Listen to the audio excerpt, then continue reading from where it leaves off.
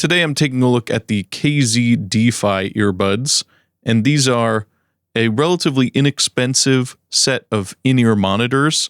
You can, of course, listen to music with them, and I'm going to be talking about that, but they are designed for in-ear monitoring, and the sound profile fits that best. Now, full disclosure, I was sent these for review, but this is not a paid review, and it's not an ad. I'm just going to give you my unbiased opinion. I wasn't told what to say, and they have no influence over what I say. I do have another set of headphones from them. These are the ZSN Pros, and I've used them for a number of years. I think I bought these in 2019, and I've used them at rehearsals and shows, and they have never broken on me. I've had no problems with them. I think they sound quite good for the price. I only paid about $25 for them, I think. They're great monitors as far as I'm concerned, and I do have a chance now to compare them to the new DeFi version from KZ and see which one I like better. Pricing for the DeFi headphones is between $29 and $33 currently on their website, and there's 4 options. You can get it with or without a mic, and that adds $1, and you can get it with or without the tuning feature, which also adds $1. And I would recommend getting the tunable version. Now, as in-ear monitors, they're tuned to be quite clear in the treble, so they do boost a lot of the high frequencies. It's not extreme, it's not unpleasant in the case of either of these, but they both do that. So that's something that's good for an in-ear monitor because you can very clearly hear vocals or cymbals or the top end of your guitar. Whatever you're trying to monitor, you can hear that quite clearly and not be distracted by a really dark and muddy sound. So they're great as far as clarity goes. When it comes to music, you may or may not like the accentuated top end on certain mixes and for certain genres, but both of these do sound quite good. In terms of clarity and fidelity, that's not at all a problem. I'll get more into the music in a bit, but first let's talk about these headphones and we'll go check out what comes in the box. Here we can see the lovely box that the DeFi headphones come in. And I would recommend saving this box because it makes a great storage place for the headphones. You can throw it in your gig bag and you don't have to worry about them getting all scratched up or have the cables all tangled. It's important that you don't forget the original intention of using earphones is to enjoy music. I do like the shiny metal look of these headphones. Quite snazzy. They come with various accessories, a cable, some silicone ear tips, and the headphones themselves, as well as a small metal thing for adjusting the dip switches, and of course a manual for reading manuals if that's something you're into. We have 6 different pairs of 3 different sizes of silicone ear tips, and I would recommend against using any of them because they don't sound very good in my opinion, and the memory foam tips are far superior. Here is the headphone cable. You've got springy ear clips for hooking your monitors on your ears. Make sure you get the left and right polarity correct. You can see here the tuning dip switches for adjusting the bass content. And the weight of the DeFis comes out to 25.6 grams for the pair. We can compare that to the ZSN Pros, which come in at 13.4 grams for the pair. Quite a bit lighter, they're not all metal. I do prefer the cable that comes with the DeFis because it tends to tangle less, and I think it looks nice. It's unobtrusive. Using this tool, it's easy to adjust the dip switches for whatever tuning options you prefer. Switches 1, 2, and 3 each add more bass, and switch 4 just makes everything louder. I do think it's a cool feature. I like it. It's only an extra $1, so you might as well get the tunable version so that you can control the bass a little better, but it doesn't make a huge difference, and I kind of wish that it would go a little further. It would be nice to have like a treble cut switch or a mid boost switch, because as in-ear monitors, these have a very V-shape scooped profile, and that's good for the job they're doing. They're nice and clear, they're not muddy, and you can hear the treble very clearly. You can hear a lot of detail on these, and I don't find that the treble is ever harsh or annoying. They're not the most bassy. I do think they have enough bass, and the bass they have is quite good. So I think it's still plenty of bass, but it would be nice to maybe have a mid-boost switch or a treble cut switch. Just having a treble cut would allow that bass that's already there to sound louder. You could turn up the headphones a little more without killing your ears. So that's what I would do if I had the option for further tuning options in the future. As far as the build quality goes, they've been really solid so far. They're heavy, they're all metal, and the ZSN Pros that I've had for years are a little bit lighter. They're not fully metal, but those have had no issues with durability. I've used them for years, and I've used them live, and I've never had a problem with them. The cable is replaceable because that's the one thing that could break. I haven't had that happen, but if that does, you can just replace the cable. You don't have to throw out the whole thing, which is great. They do come with 6 pairs of silicone tips in 3 different sizes, which is nice, but I definitely recommend sticking with the included memory foam tips. I did test out the silicone tips versus the memory foam tips, and the memory foam is definitely the way to go, obviously for protecting your hearing and hearing stuff in a live context, but also the bass sounds way better with the memory foam tips. Even if you were just using these for casual listening, I wouldn't use the silicone tips. It's nice that they're included, but I don't like the sound with them. All the bass just goes away and they become overly bright and they just sound too thin and not very good. So definitely use the memory foam tips. I'm glad they include a pair with these. You can always buy more if you want different sizes or you lose them. So they're not expensive to get more of. One minor complaint I had with the ZSN Pros was that the cable tangled really easily. It just seems to always want to get tangled and knot itself up, which is kind of a problem with all headphone cables, but that one seemed to be particularly worse than others in that regard. And the DeFi cable is slightly different. They're both interchangeable if you want, but I like this cable a lot better. It hasn't been nearly as prone to tangling, so that's a nice thing. I don't have to spend too much time unknotting them when I go to use them. The impedance on these is only 23.5 ohms, so they will get plenty loud on any device. I had no problem on my phone driving them well past listenable volumes, so yeah, they get super loud on your phone. No worries there.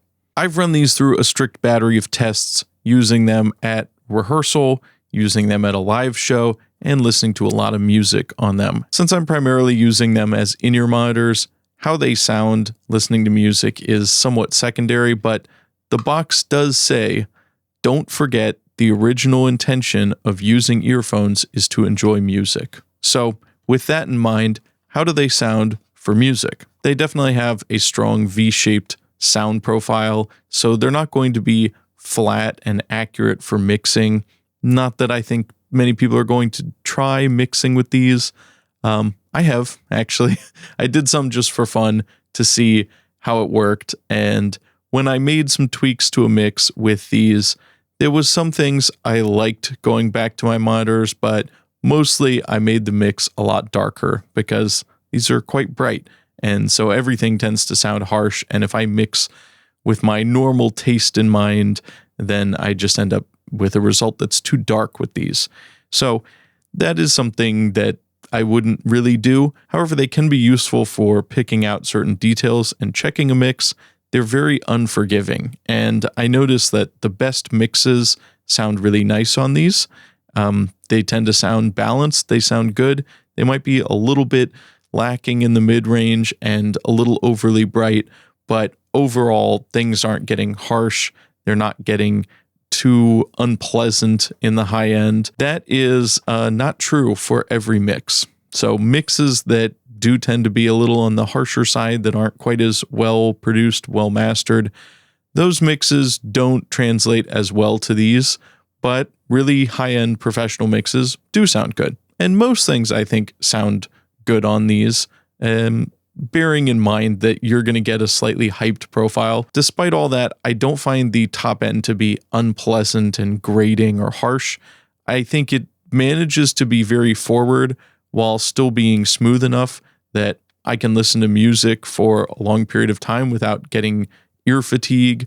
I don't dislike the sound of these at all. I think they're kind of fun, especially because I'm often used to listening to systems that are more flat, more reference style, analytical, and these are kind of hyped up, but they often sound good for things. I listen to a lot of metal, so I've tried listening to a lot of metal on these, and for the most part, it works pretty well. A couple of standouts, the Doom 2016 soundtrack, which sounds great on every system. Well, it slaps here too. The latest Periphery record, I think I actually prefer the sound on these headphones to pretty much any other system I've listened to it on. The particular tuning of these ends up working really well, and it's quite a banger on these in particular. And I have compared it to some of my other headphones. I've got the M50s and the AKG K240s, and those are obviously over-ear monitor style headphones. They're going to be flatter. They're a totally different construction, but a lot of things do actually sound better on these, I think, than those headphones from a purely enjoyment standpoint. And working in a noisy shop with power tools, these also block out the noise. So they're good for that. And I've enjoyed listening to music on them. I don't know that it would be my first choice as far as the sound profile goes, but I have no complaints with how the drivers sound or these sounding harsh. Choosing between the D-Pis and the ZSN Pros, I do prefer the D-Pis, and they're only a few dollars more expensive, so I would recommend those over the ZSN Pros. They're both good, but the ZSNs are a little harsher in the top end, and they don't sound quite as natural. They're a slightly different construction. The D-Pis are just a dynamic driver, a high-end flagship dynamic driver, apparently. And the ZSN Pros are kind of an interesting style with a dynamic driver for the low end and a balanced armature for the top end, which is what they use in hearing aids. So that is particularly good at recreating treble.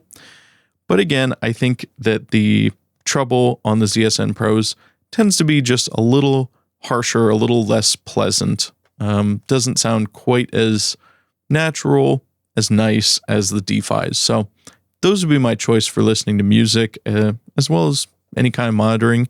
It's good to have monitors that sound good, even though for my application, it doesn't matter too much as long as I can hear myself clearly. As far as other genres, anything that's bass heavy, like EDM or hip hop, tends to work well on these because they are bright.